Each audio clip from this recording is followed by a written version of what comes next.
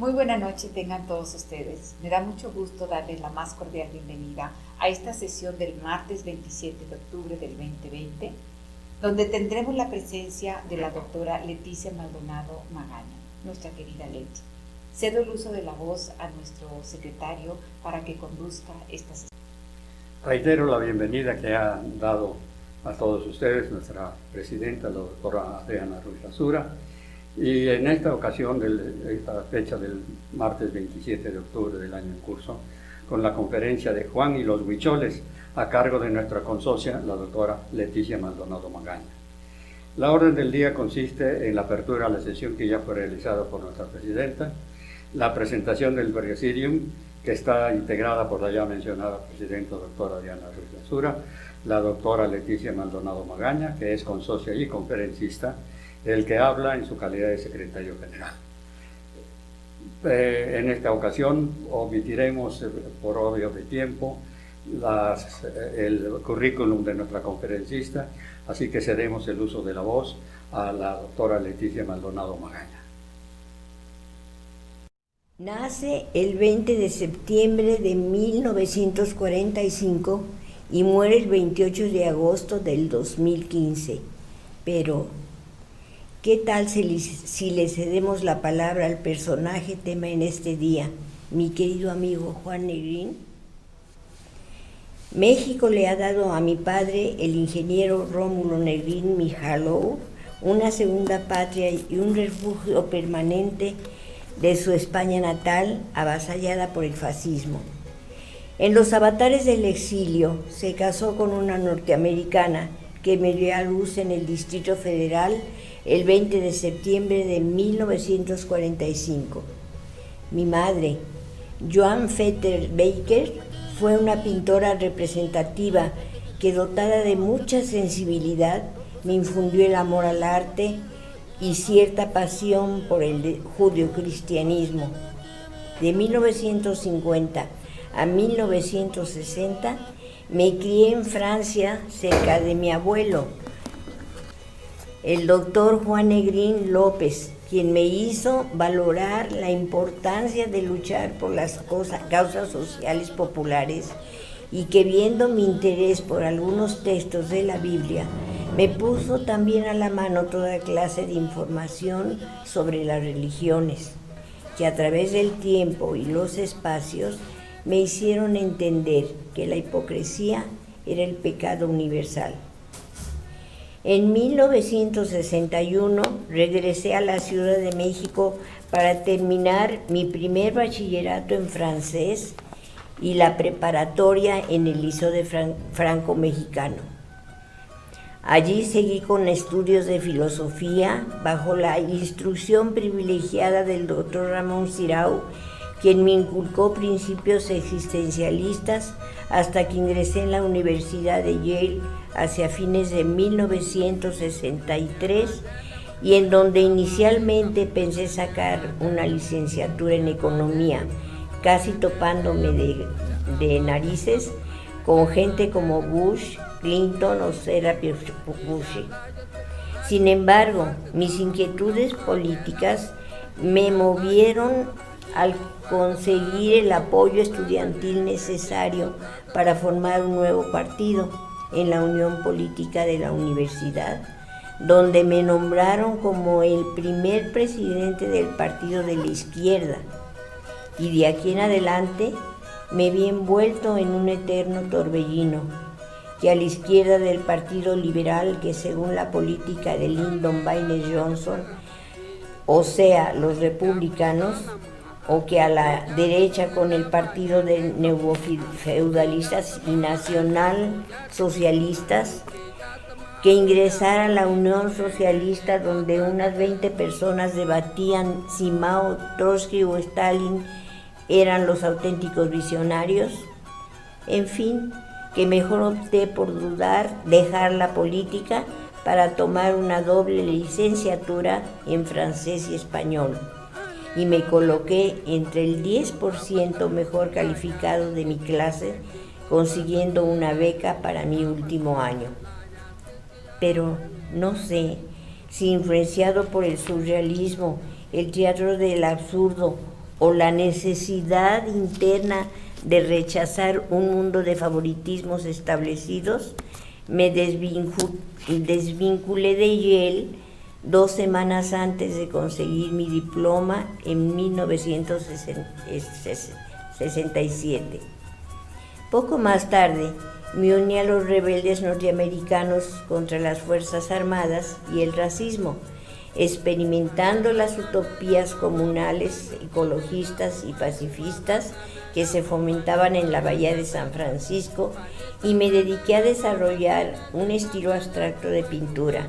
No obstante, la programación de la violencia interna y la diseminación de químicos para buscadores de paraísos instantáneos entre los hippies y los yuppies me hicieron regresar al lado de mi padre en 1970. Que se había cambiado a Guadalajara, consciente de mis inquietudes, me llevó a ver la exposición permanente de los cuadros huicholes que se exhibían en la Basílica de Zapopan, y ahí fue donde todas las pasiones que se habían fomentado en mi corazón, el arte, la religión, la ecología y la política, se fueron albergando en el universo chamánico de los Huizaritari o huicholes, ubicados en los cañones más profundos de la Sierra Madre Occidental de Jalisco, donde se me ofreció también el reto de acercarme a la religión primordial del hombre, el chamanismo. Este mismo año, en 1970, en el que con el favor de Dios llegué a nuestra ardiente patria de conquistadores mexicas, españoles, norteamericanos y franceses, y en el que a través del arte conocí también a un huichol que bajo el nombre de Ramón Medina Silva dibujaba unas tablas a base de estambres que con los dibujos más originales y las composiciones mejor equilibradas parecían ser copias relativamente fieles a las reproducciones a color que tenían los franciscanos de la Basílica en Zapopan, en un catálogo inglés que me dejó estupefacto, en tanto un torbellino de ideas invadía mi cabeza. En primer lugar, porque esta etnia, conocida vulgarmente como huicholitos y antropológicamente como tonallas o verdaderos salvajes, no hacía más que reproducir ciertos patrones a través de las tradiciones engendradas, exageradamente conservadoras en zonas fuera del alcance de países tercermundistas en vías de desarrollo. Afortunadamente se puede demostrar que los Huizaritari sean el grupo indígena más vital de las aproximadamente 50 etnias mexicanas. Esto lo saben perfectamente los franciscanos, ya que solo ellos han podido mantener escuelas en una de sus 3 tribus desde hace más de un siglo, hecho que también saben ciertos políticos que consideran vergonzosa la existencia de un grupo tan poco productivo en un México moderno. En tanto pudiera ser también que los conquistadores de antaño y los franciscanos actuales les tuvieran un mayor respeto cultural. En cualquier caso, no hay por qué exigir que un antropólogo comprenda su estética y no reproduzca más que el trabajo de un artista huichol que diste mucho de ser el mejor. Por mi parte, tuve la gracia de conocer a unos 50 artesanos huicholes entre 1970 y 1973, que vendían sus tablas al estambre de lana sobre cera de Campeche en las tiendas turísticas de Tepic, destacando entre ellos el genio artístico de José Benítez Sánchez, que con la belleza de sus tablas de triplay y las descripciones escritas en lápiz detrás de las mismas, me lanzaron en su búsqueda. en 1971, ya viajando juntos en Teocata, corazón de la Sierra Huirábica, me comenzó a elaborar cuadros para posteriormente realizar nuestras primeras peregrinaciones a varios puntos cardinales y de ahí en adelante dedicarnos por completo al mundo del arte huichol. Y aquí, con su permiso, yo tomo la palabra.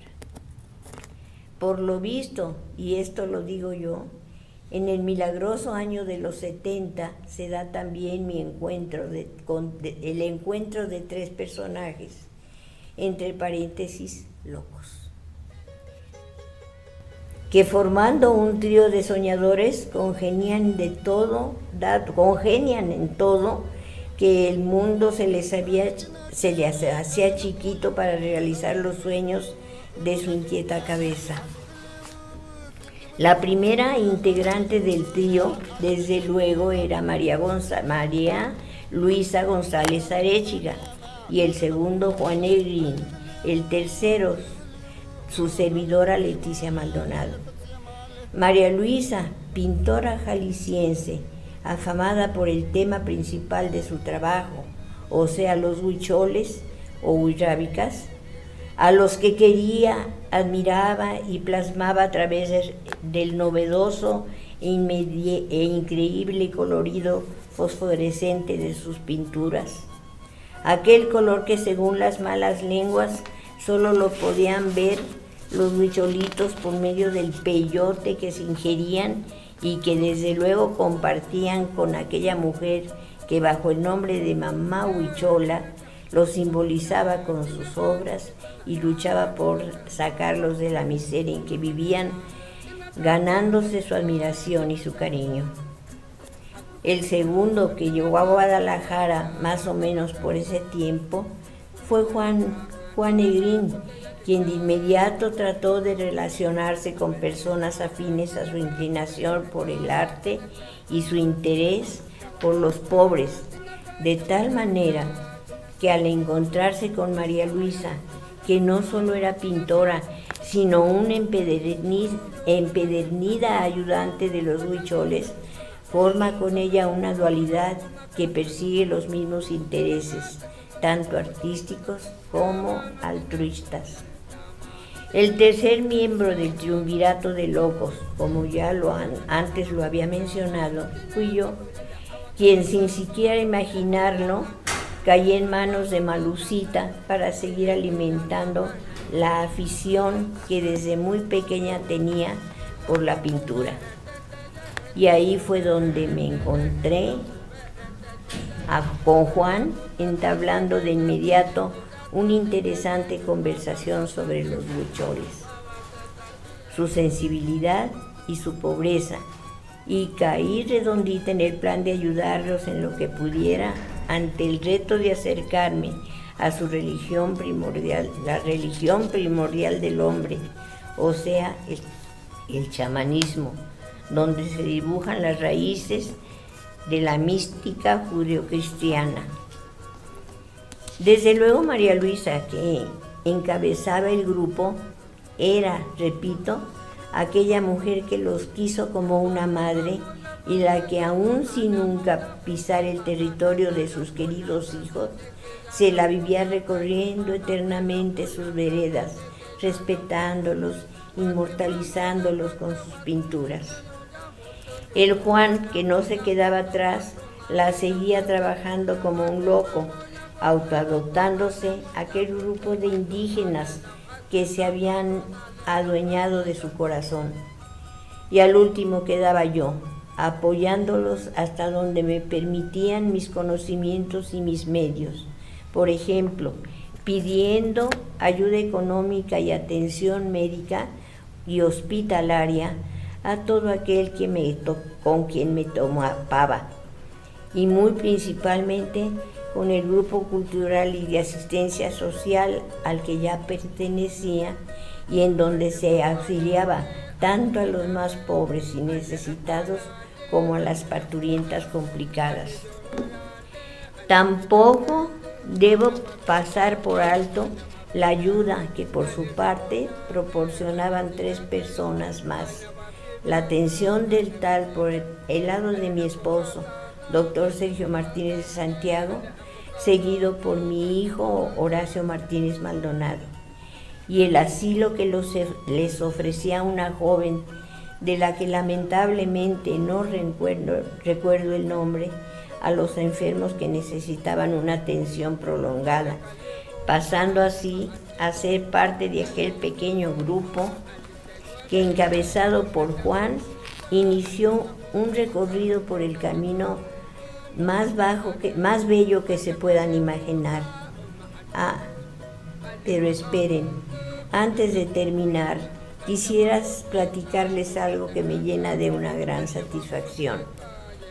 Meses más tarde, me di cuenta de que el hermoso Cristo que adoran los huicholes en Santa Catarina fue hallado por un afamado escultor residente en México y que, conocido con el nombre de Alfonso Alvarado Maldonado, resultó ser Chepito, un muy querido primo hermano mío, así que ya se darán cuenta del orgullo que siento al solo recordarlo.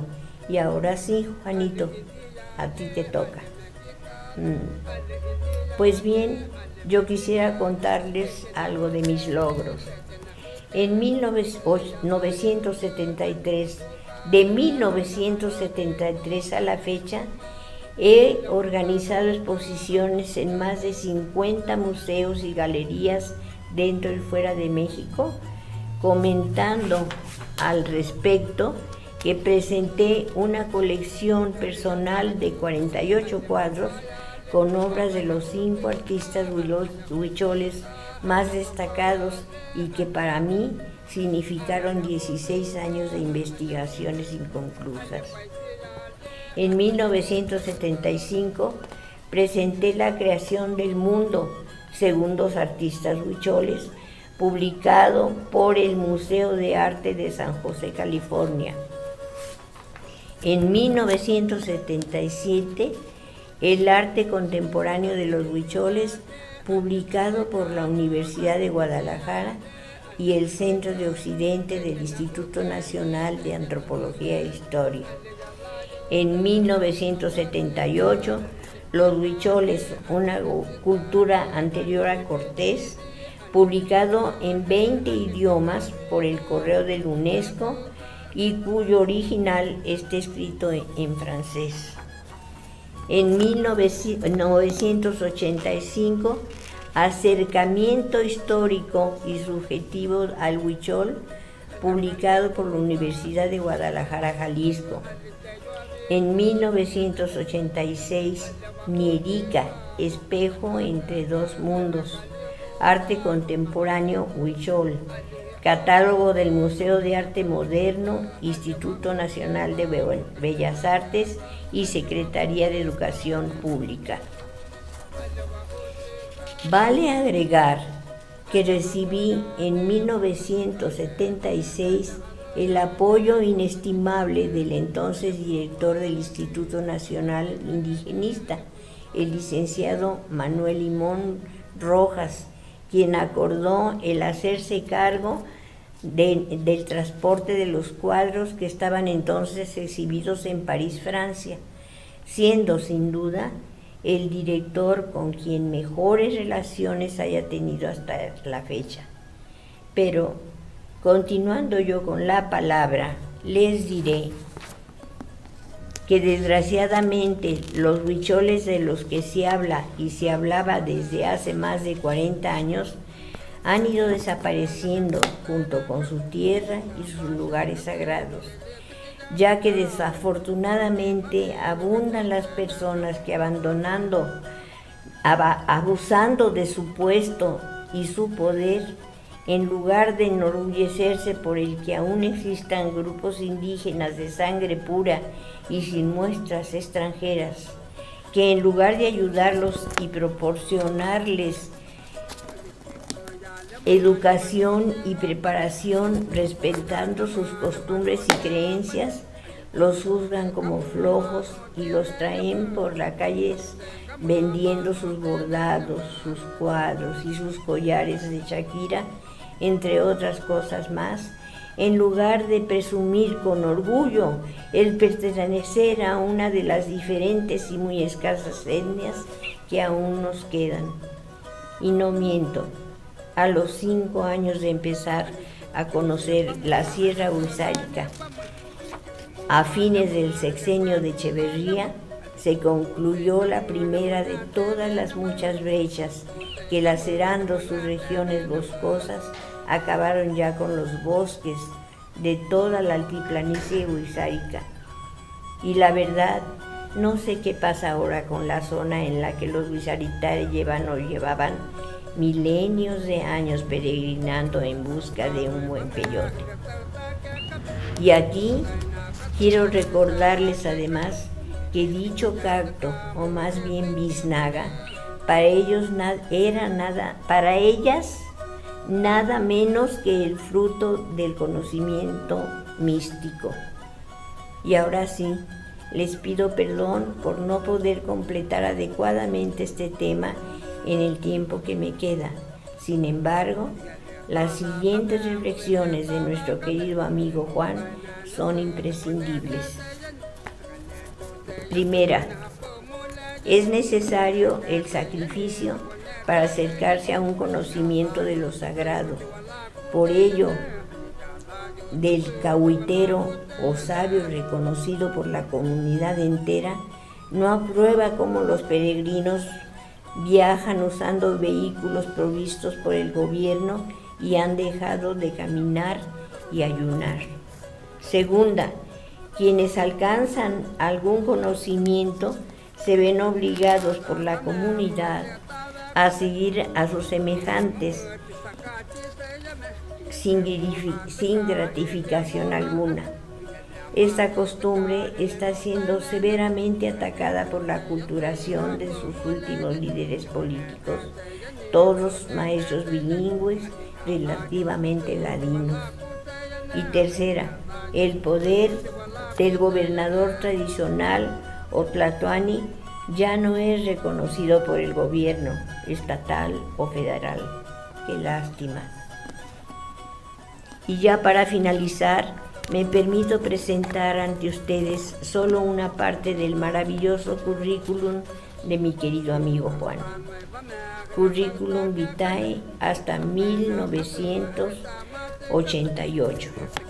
En 1979 fue escogido por la comunidad de Tuapuri, Santa Catarina, quizás la menos aculturada de las 3 tribus huizaritari, como asesor de problemas de la tenencia de sus tierras ancestrales, que las amenazas que para su ecología presentaban ciertos programas de explotación forestal de sus pobres recursos naturales. Con la ayuda de eminentes investigadores de la Universidad de Guadalajara, como lo fue el doctor Enrique Estrada Faudón, y con el aval de la comunidad, organizó y coordinó también un programa de capacitación en carpintería manual que contaba con un horno solar para secar las tablas, iniciando in situ por un físico austriaco y perfeccionado por el ingeniero maderero Juan Salas Ramírez, además de la participación de varios maestros carpinteros, entre los que destacan un tarahumara y 2 purépechas. Consiguió también fondos donados por una organización de la Universidad de Harvard, Cultura Servicial.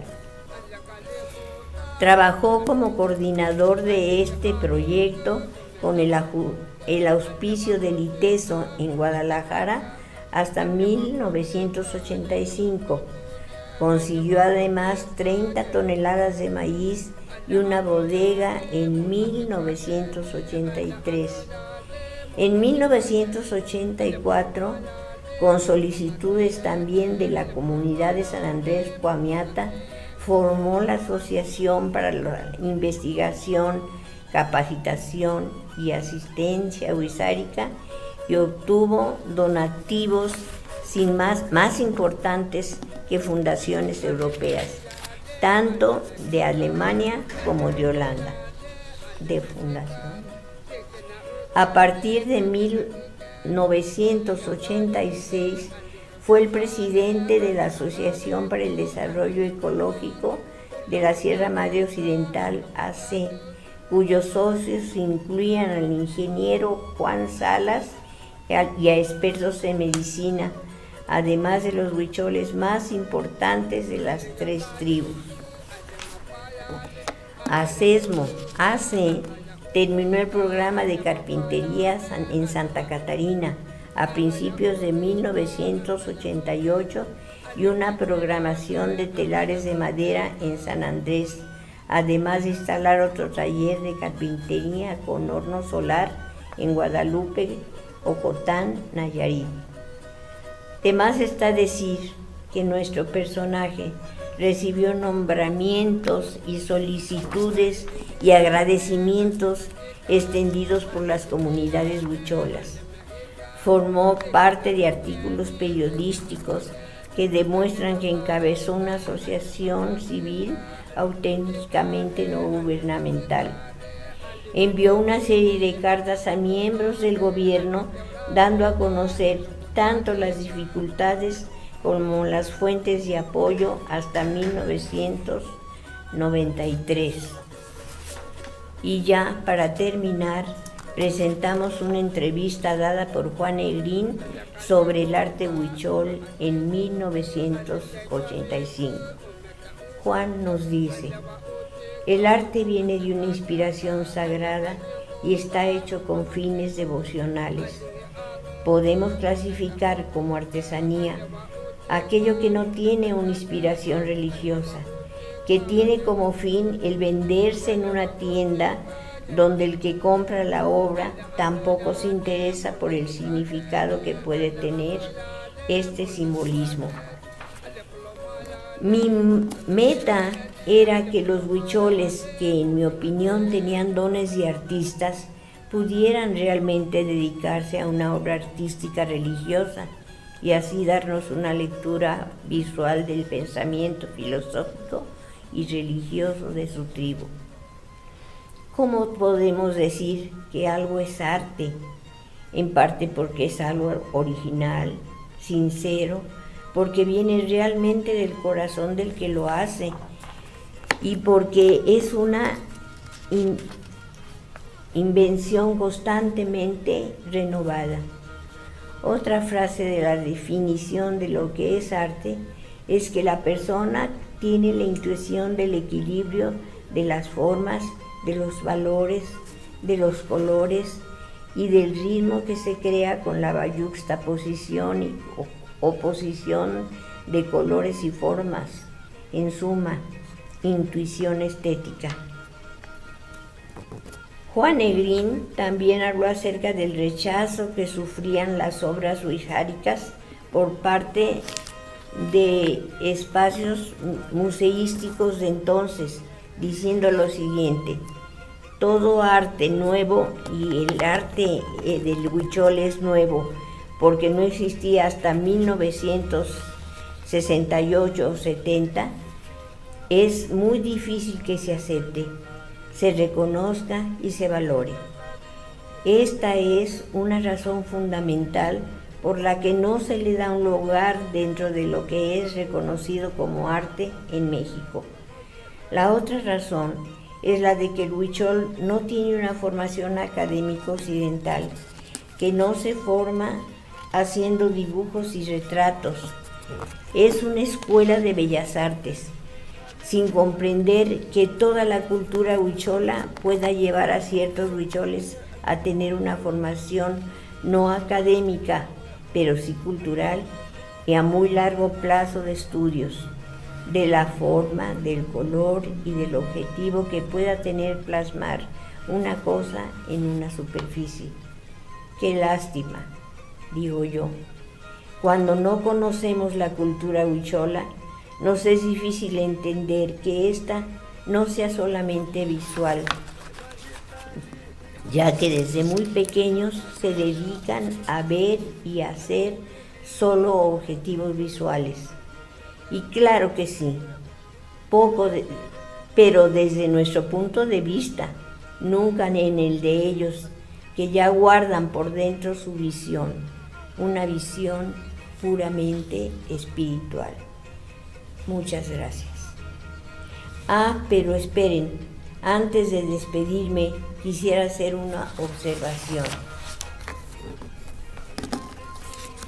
Los huicholes, como ya antes se ha dicho, creen igual que los católicos en el único yo soy el que soy, al que veneran con oraciones y cantos varias veces al día, y ante la admiración y el respeto de la gente por su santidad y por aceptar a los huizáricas, protegiéndolos y ayudándolos en lo que pueden, a pesar de que en su mayoría sean juzgados como flojos o mantenidos, cuando lo único que hacen es lo mismito, orar, agregando las danzas, y no obstante, orar y cantar, y agregan las danzas, y no obstante son despreciados y vituperados, sin pensar que en lo único que comían y que comen son los frijolitos y las gordas que siembran y hacen, aprovechando el tiempo que les queda para bordar primores en la ropa con la que se representan ante el yo soy el que soy. Ahí se los dejo de tarea. Los avisos en esta ocasión es que nos sigan, por favor, en nuestra página web www.bsgeej, o sea, Benemérita Sociedad Geografía y Estadística Estado de Jalisco.org.mx, y en nuestras redes sociales, Facebook y YouTube, nos encuentran como @BSGEEJ para más información en nuestros eventos. La clausura de la sesión, que corresponde a nuestra presidenta, Adriana Ruiz Rasura, quien tiene el uso de la palabra. Gracias, secretario. Muchísimas gracias por su presencia. No cabe duda que la doctora Leti siempre nos sorprende. Tiene una vida llena de anécdotas. Yo creo que nunca he conocido a alguien que haya vivido tan profundamente tantos aspectos del arte, de la cultura, de los pueblos. Siempre aprendemos de ella. Muchas gracias, doctora Leti, por seguirnos enseñando, por seguirnos mostrando ese camino tan maravilloso de vida que le ha tocado vivir. Agradeciendo su presencia, doy la más cordial saludo a todos ustedes, declarando cerrada esta sesión. Que pasen buenas noches. Gracias.